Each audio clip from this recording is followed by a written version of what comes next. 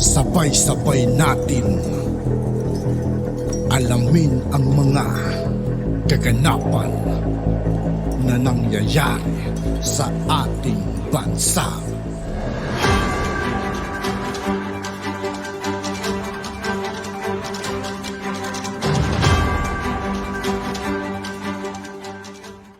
Yo, what's up mga kaibigan? This is I2K po again. Ngayon nandito naman ulit tayo sa channel ni News PH. Dito naman ulit tayo magbibigay ng komento at reaksyon. Kaya samahan nyo ko guys. Let's go! Bakit po panay bira ngayon ni Ben Tulfo? Dito po sa kanyang kapatid, lalong-lalo na si Idol Raffy Tulfo, no? Bakit po kaya si Idol Senator Raffy Tulfo? Pag yung nakita ko po yung sa anong tawag, yung latest senatorial survey ng grupong Magdalo. Puta, pasok si Ben Tulfo. Sabi ko, kakaiba to. Baka tumakbo to, 2 tulpo na naman ang papasok, tatlo na ang tulpo sa Senado. Yari tayo dyan. Bagamat natutuwa ako, ito real talk po, natutuwa ako kasi ang lakas ng impact nun yung bira ni Ben Tulfo. Ang lakas ng impact niyan kasi tulpo siya tapos binibira niya. Hinahamon siya ng mga netizens.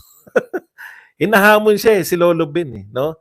Ay nahamon siya ng netizens na kayo, kala ko ba pare-parehas kayo? Bakit? Yung binanata niya si nag 427,000 yung views niya. Putya, syempre si Raffy talagang million-million yan, di ba? Mga views ni Raffy. Nakita niya. Ako lang po yung gumagaya sa mga na hindi ka boses Nakita ni Bitag na malaki pala ang views niya pag binanatan niya ang kanyang mga kapatid.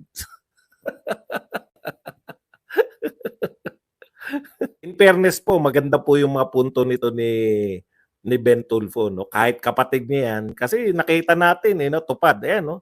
Mukhang ito mukhang sa kapatid niya yan dahil Office of Senator inanuhan tapos nakalagay tupad payout.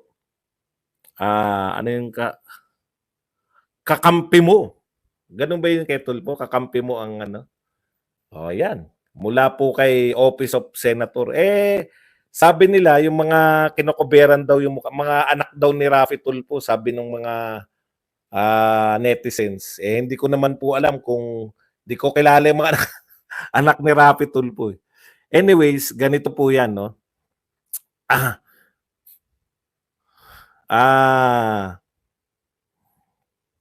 Yun nga no, siguro tinatantya niya pag sumikat siya meron ng survey na pumasok siya Pumasok sa Magic 12 to si Ben Tulfo. Kaya hindi po natin alam.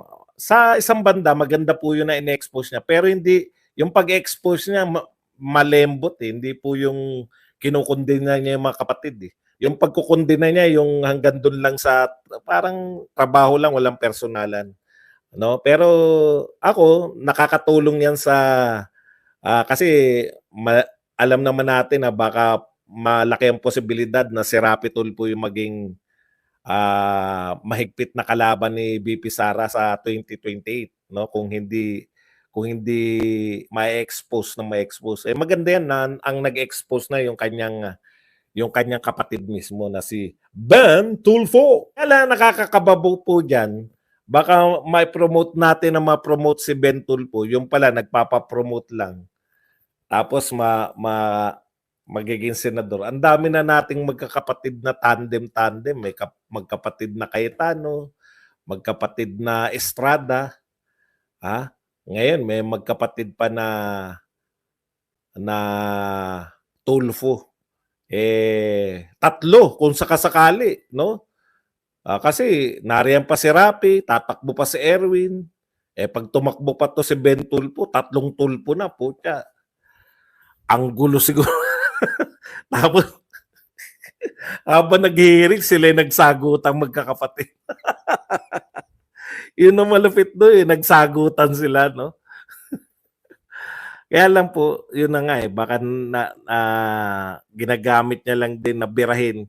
Marurunong kasi yung Tulfo na ano eh, yung anong mentalidad yan, yung mga sikat na sasakyan nila.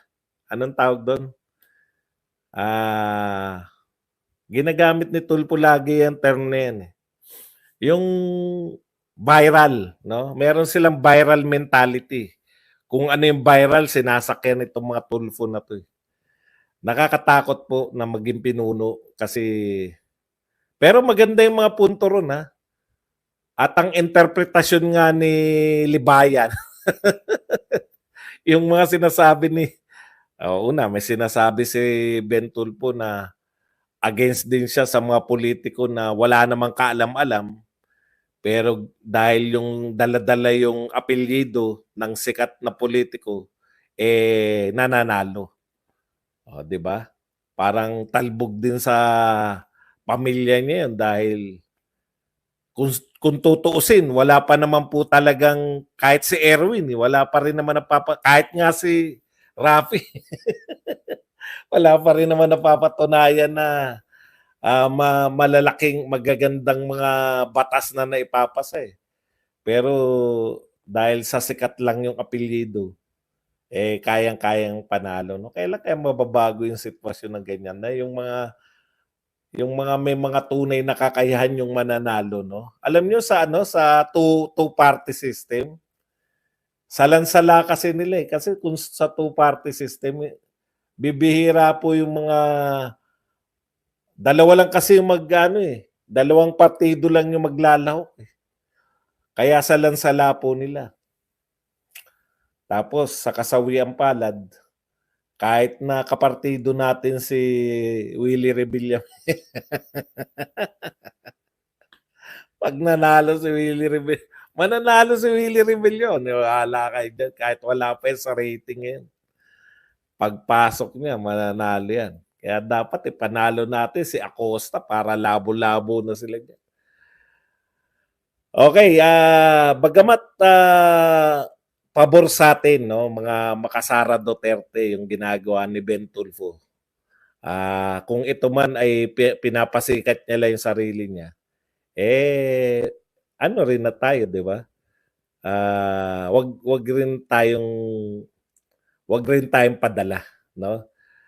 Maganda 'yon. Gamitin lang natin yung kapatid niya. Total, hindi natin ugaling manira ng tao eh. Kung kapatid niya na naninira, kasi pamilya na eh. Pamilya na yung tapos namimigay din sila ng mga tupad. Ewan ko kung yun yung sinasabi ni Tulfo, kasama yung pamilya ni Rafi na namimigay. Samantalang sa una, ganito pa banat ni Ben eh. Naniniwala naman ako sa aking kapatid nung binaran niya si Senator Allegarda.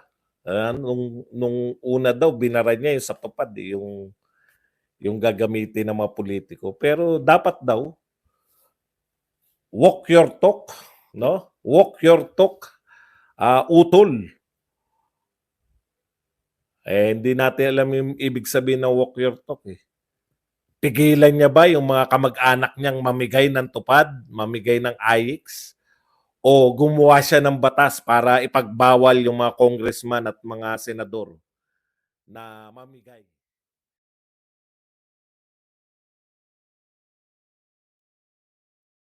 Nagtataka.